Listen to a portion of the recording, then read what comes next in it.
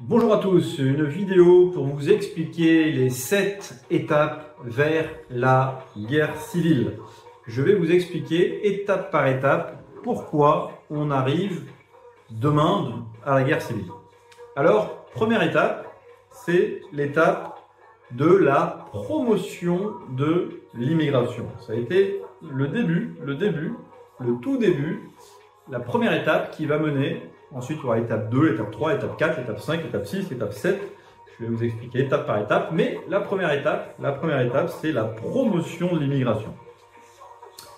Alors, dans les années, peut-être 60, 70, mais surtout dans les années 80, il y a eu une très très forte promotion de l'immigration.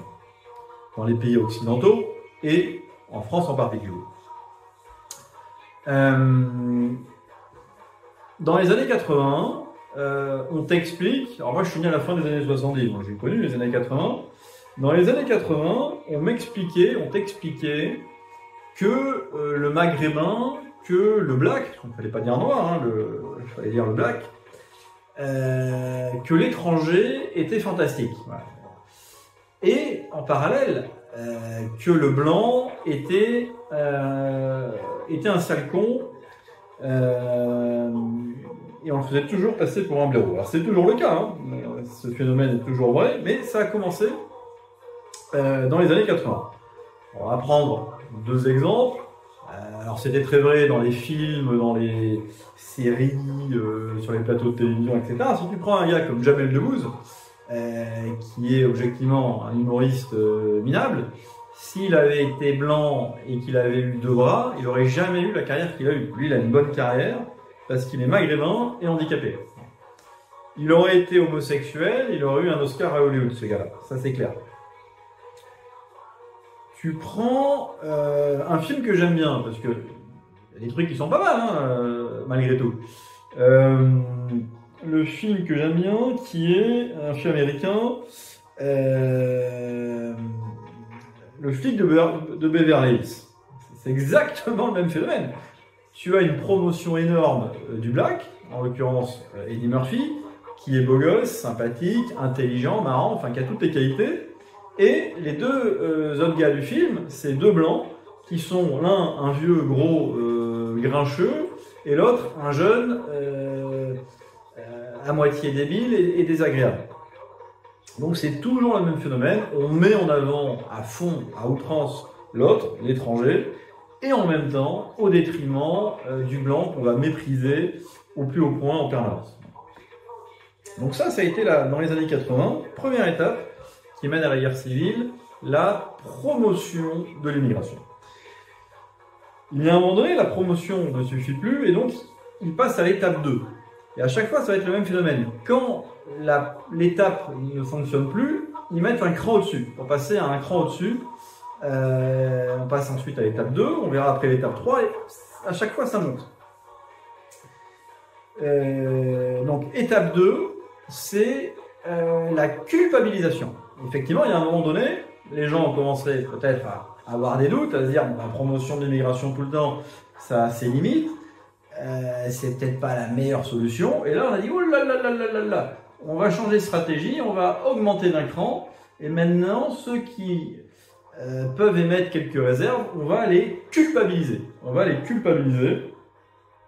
vous expliquer que si vous ne pensez pas que faire venir la terre entière chez vous, si vous n'estimez pas que donner toujours plus d'argent, de droits aux immigrés, c'est une bonne chose, si vous n'estimez pas que tout le monde peut venir sans aucune contrainte, c'est une bonne chose, si vous émettez la moindre réserve, eh bien, on va vous accuser d'être un gros raciste. Voilà.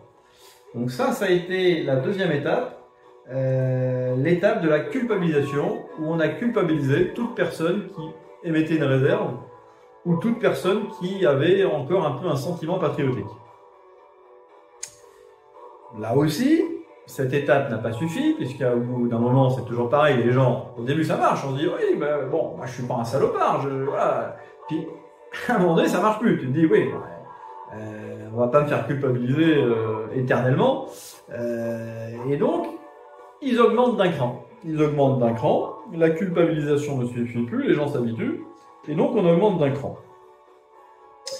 Et là, le cran supplémentaire, ça va être le fait d'ostraciser les gens, l'ostracisation. C'est-à-dire qu'on va mettre ceux qu'ils appellent les malpensants, ceux qui sont trop à droite à leur goût, ceux qui sont un peu trop patriotiques, eh bien, on va les ostraciser, on va les mettre en marge de la société, on va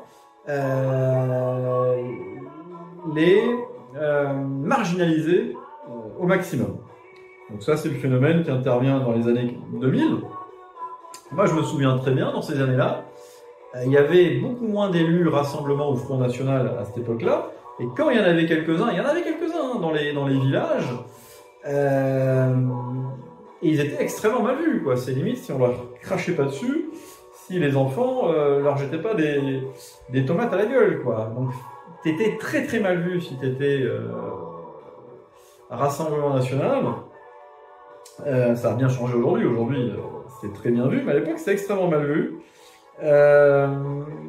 Dans toutes les entreprises, pas que le public. Alors, dans le public, c'était impossible d'obtenir une quelconque promotion si tu étais.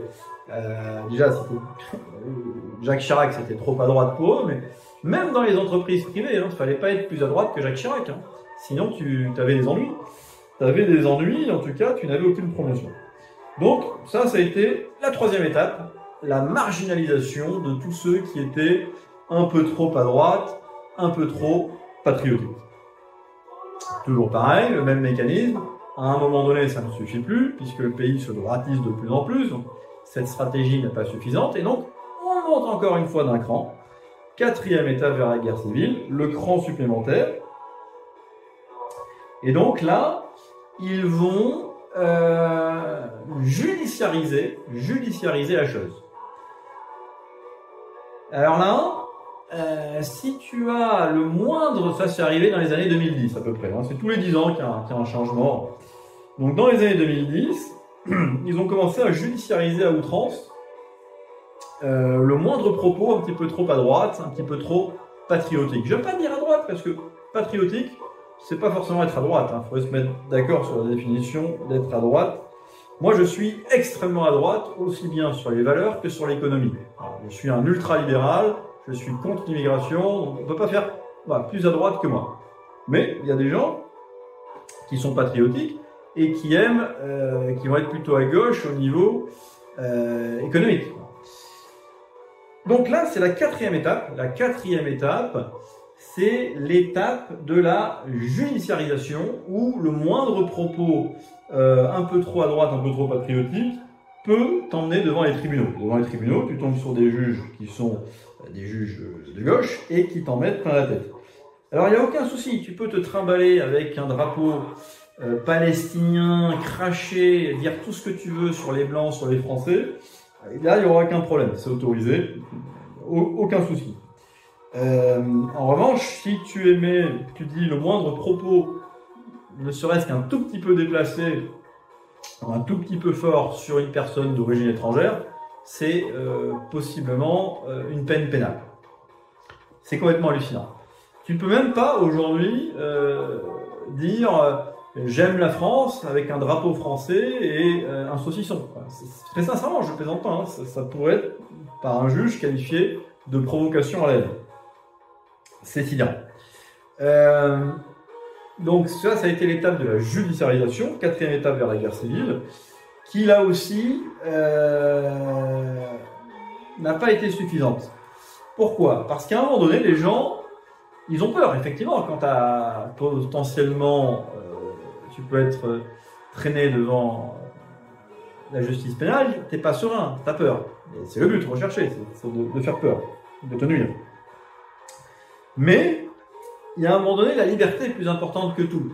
Et il y a des gens qui finissent par se dire, et de plus en plus, on n'aura pas ma liberté de penser, on va pas me dire ce que je dois penser et me rééduquer. Voilà. Non, je ne pense pas que l'immigration soit une chance pour la France. Oui, je pense qu'il y a des abus colossaux. Et j'ai le droit de le dire sans qu'on me fasse passer pour une ordure, sans qu'on me fasse passer pour un fasciste, ni pour un raciste que je ne suis pas. Voilà. Donc il y a de plus en plus de gens que ça insupporte cette judiciarisation et qui sont prêts même à prendre le risque, entre guillemets, et à assumer leurs propos. Et donc de plus en plus de gens assument leurs propos.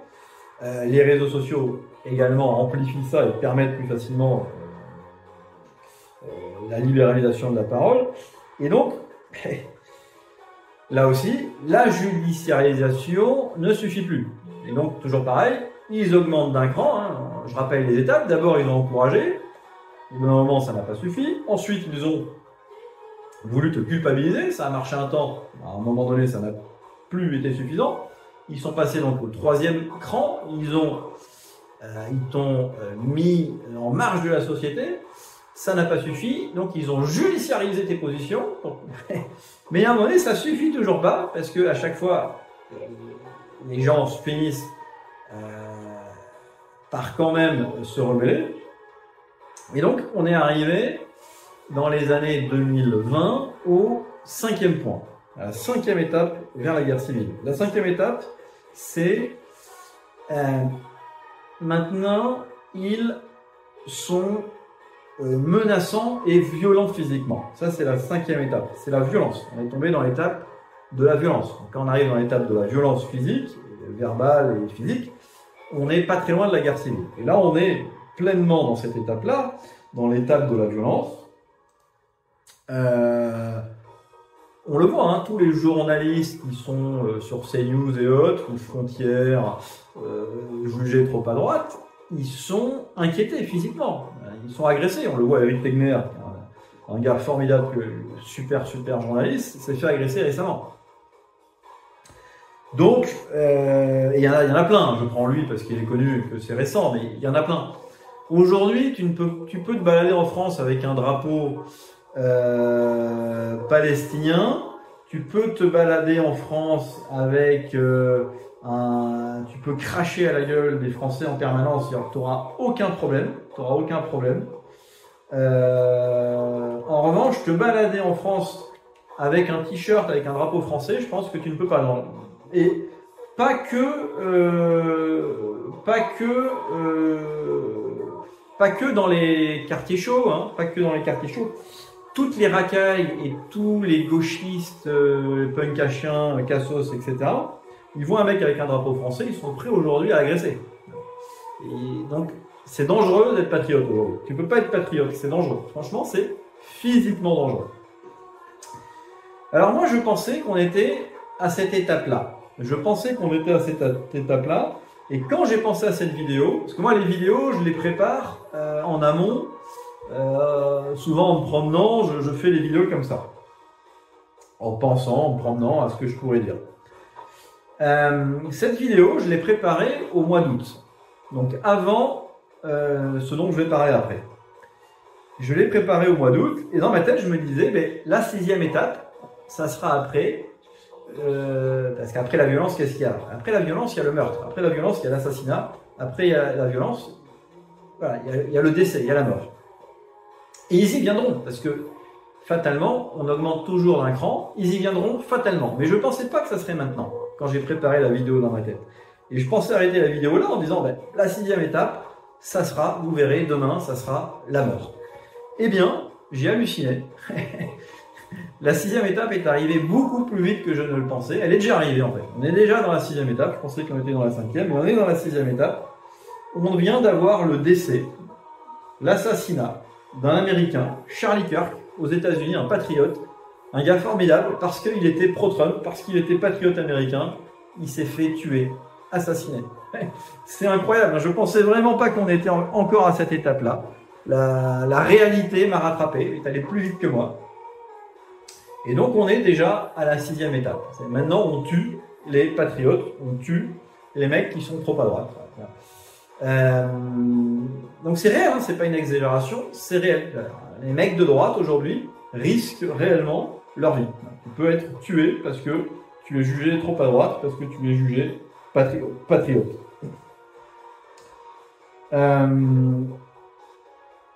Donc voilà où on en est. On en est à la sixième étape aujourd'hui.